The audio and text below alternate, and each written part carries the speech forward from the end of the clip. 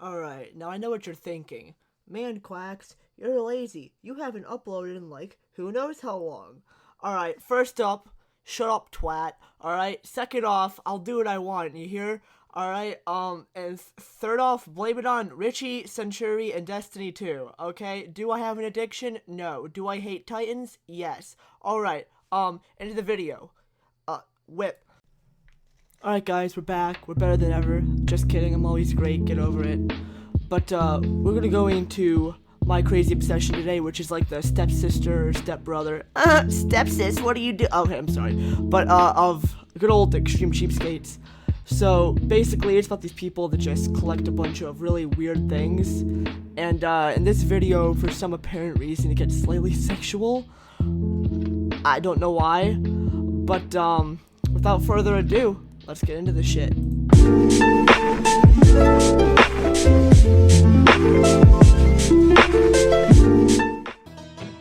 For hardworking Americans, Saturdays can be a time to catch up on those mundane household chores. Vacuuming, doing laundry. But for software developer Robert Seeger and mortgage processor Fred Stachnik, these tasks are anything but a chore. That's because they share a common obsession with vintage appliances. Okay, I'm being dead serious here. I don't know why washing machines don't have like that glass pane in the front of them so you can see what's happening inside. Because that one that had the glass pane, that's so sick. Like, that's so cool to watch. And I would legitimately sit there and watch it. But for some reason, they're just all stainless steel nowadays. So, I mean, that's kind of dumb. But these guys basically just collect antique or vintage appliances, as they call them. I'm not sure if there's a difference there. But, I mean, their house looks very old. Looks like Nuketown from COD a little bit, not gonna lie. But, I mean, I kind of get the aesthetic. It looks nice. I mean, I wouldn't personally, like, furnish my house like that. But I could get why someone would furnish their house like that. If we're going to look for a room in the house where there's absolutely no appliances, you're not going to find one. We have probably 15 mix masters. Maybe 8 regular blenders, 300 vacuums. We probably have 6 or 8 toasters. Fred loves toasters. He loves picking up toasters. Sometimes I'm like, oh no, another toaster, but it makes him happy, so it makes me happy. In total, they have 400 appliances in their house. And out of all their equipment, they each have their favorite. It's undeniable that I have a thing for vacuum cleaners.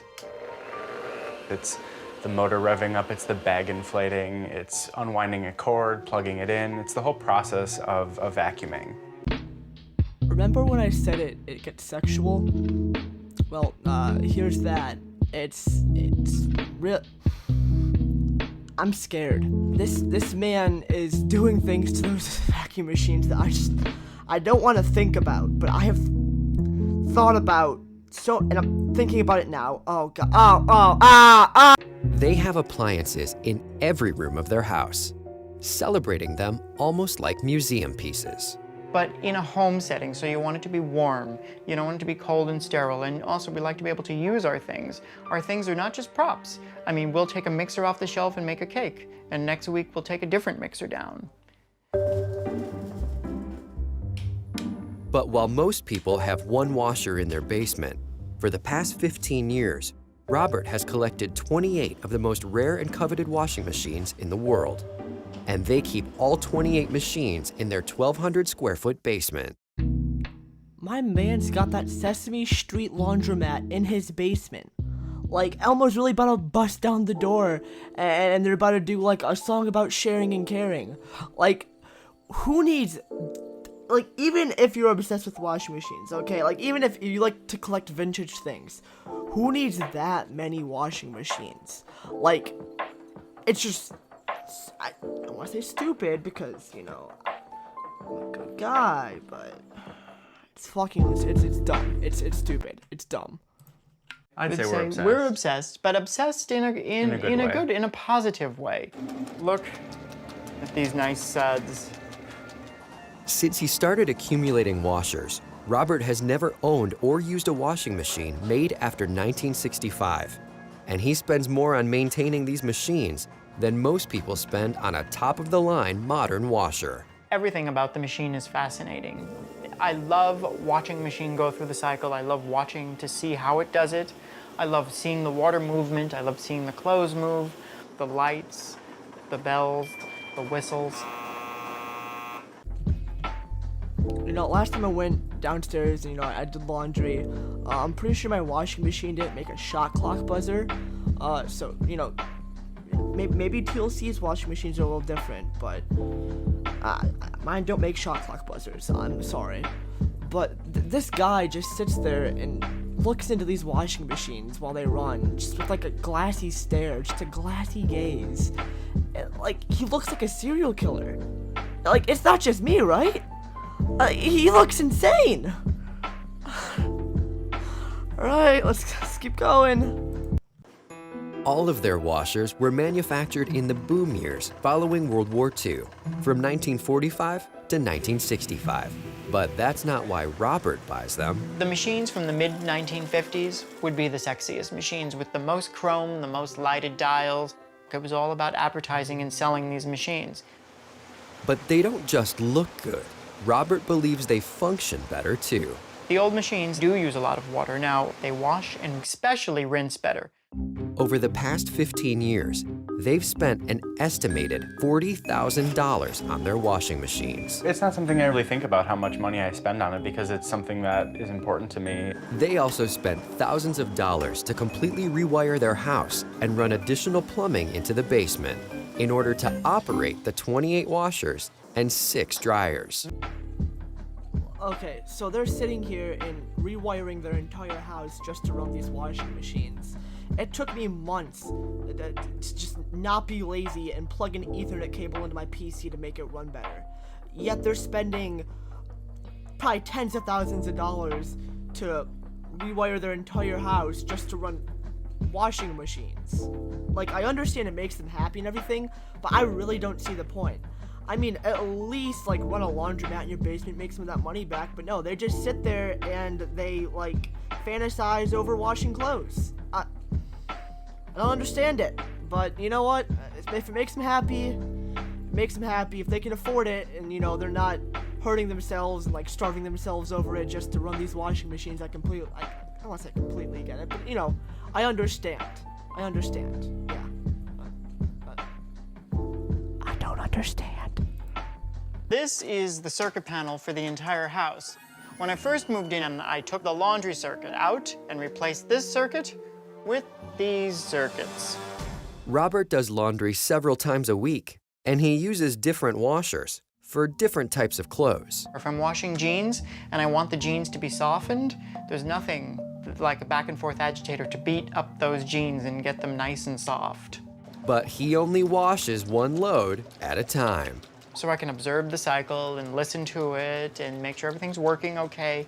Then when that load's done, I'll start the next load. But I don't generally do a lot of wash at once because I like to enjoy each of my machines. To these two collectors, washers aren't simply machines. They've assigned each one its own gender. The washer machines are mostly male, except for the 2 pink Lady Kenmores. Oh, silly, silly washing machine, man. It's 2020. You can't assume any washing machine's gender. Unless that washing machine speaks and says it's a boy or a girl. I just keep your mouth quiet. Twitter's gonna cancel you. You're gonna get canceled by Twitter. The Twitter police are gonna come in and they're gonna yell at you for assuming those washing machines' genders. So, be careful out there. Stay safe, kids. Because they're pink and they're ladies. Both these machines are all porcelain inside and out. It encompasses a standard back and forth agitator. Notice the blue light? That was advertised as a germicidal lamp. A feature that was rumored to kill polio. And it actually works. I've never had polio once since I've had this set. This machine is so rare, it took Robert countless hours of searching and 13 long years to find it. But out of all 28 machines, these two are his pride and joy. This is the 1947 Frigidaire. This is the 1947 General Electric. The cool thing about these machines is these were the very first models that these companies produced, and these are the only 2 left known in the world to exist. Robert's obsession began at the age of 10 when he discovered coin-operated washers. I'd run out to my mother sitting by the pool Mom, can I have 35 cents for ice cream? Oh, sure, dear, here you go.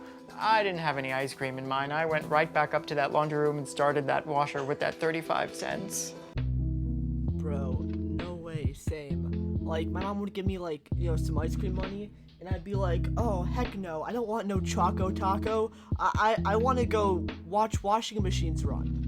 Because that's what every normal kid does. I'd like to imagine he sat there thinking he was an absolute thug, using his money on washing machines instead of ice cream. He's like, oh yeah, my mom will never know. I'm so hard. I spend my money on washing machines. Like, you could have ice cream, or you could go watch washing. I don't know what kind of traumatizing childhood this kid must have had.